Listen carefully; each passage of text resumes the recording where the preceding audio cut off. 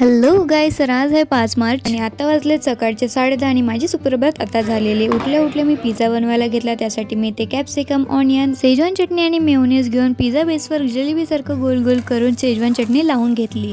त्यानंतर wages sauté करून माझ्यातली जेवढी कलाकारी आहे ती मी या पिझ्झावर दाखवली आणि व्हेजिटेबलचा फूल बनवून टाकला. त्यावर चीज ग्रेट करून पॅन मध्ये आपला पिझ्झा बेक करून घेतला आणि त्यानंतर त्यावर टाकली छानपैकी सीझनिंग. पिझ्झा तर टेस्टीच झाला होता, पण नेहमीप्रमाणे आजही त्यावर चीज पूल आलं नव्हतं. त्यानंतर सर्वांनी आपला पिझ्झा खाऊन घेतला आणि हिला आवडलाय म्हणजे सगळ्यांना आवडणारच आहे आणि मी बनवलाय तर ऑब्व्हियसली मला तर आवडणारच आहे ना.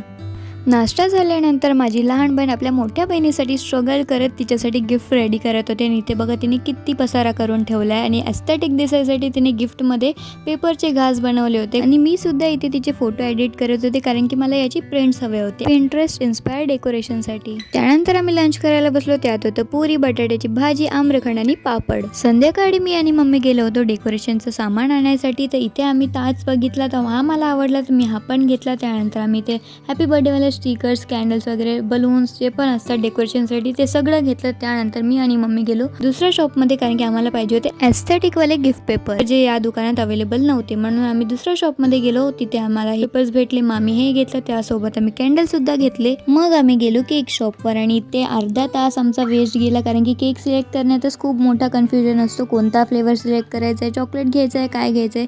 मग नंतर आम्ही हा नट्सवाला केक घेतला आणि एक व्हॅनिला फ्लेवर घेतला. नंतर आम्ही घरी गेलो. घरी आल्यानंतर आमची आत्या आली होती तर तिला तिच्या घरी जायला लेट होत होतं, म्हणून आम्ही एक केक आधीच कट करून घेतला. To you happy birthday dear Sonu, happy birthday. तर ही आहे आमची आत्या. Happy birthday to you, happy birthday to you करून आम्ही आमच्या बहिणीचा बर्थडे सेलिब्रेट केला. त्यानंतर मी डेकोरेशन करायला सुरुवात केली 9 वाजता. सर्वात आधी मी इथे चमचम चमकणारा हॅपी बर्थडे वाला स्टिकर स्टिक करून घेतलंय. त्यानंतर मी तिचे फोटोजचे पोलराइड वाले प्रिंट्स पण काढून घेतले. हे पण मी वॉलवर स्टिक करणार आहे आणि आज आहे तिची सिल्वर जुबली, म्हणजे आज आहे तिचा 25वा वाढदिवस, म्हणून मी ते सिल्वर वाले 25 वाले बलून्स घेतले आणि कॅन्डल्स पण घेतली 25 वाली, पण ती आम्हाला सिल्वर मध्ये भेटली नाही. हे मी तिला द्यायला गेली तर ती बोलते फोटो तर तुम्ही काढत नाही तर ह्याचं मी काय करू. तर या वॉलवर मी डेकोरेशन कंप्लीट केलंय जे मी तुम्हाला नीट दाखवते आता. आणि हे मी पिंटरेस्टचा इन्स्पो घेऊन डेकोरेशन केलं होतं. कसं वाटलं तुम्ही कमेंटमध्ये नक्की सांगा. लहानपणी मम्मीने तिला कॉम्प्लेंट दिलं नव्हतं, त्याचा परिणाम आहे हा.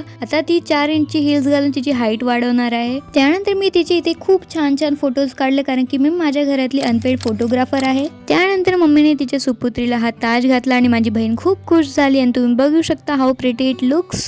ओके, बस आता मी बोलून बोलून थकली. पुढचा सेलिब्रेशन आपण नेक्स्ट शॉर्ट मध्ये बघूया. तोपर्यंत चॅनलला नक्की सबस्क्राईब करून ठेवा. Till then bye bye.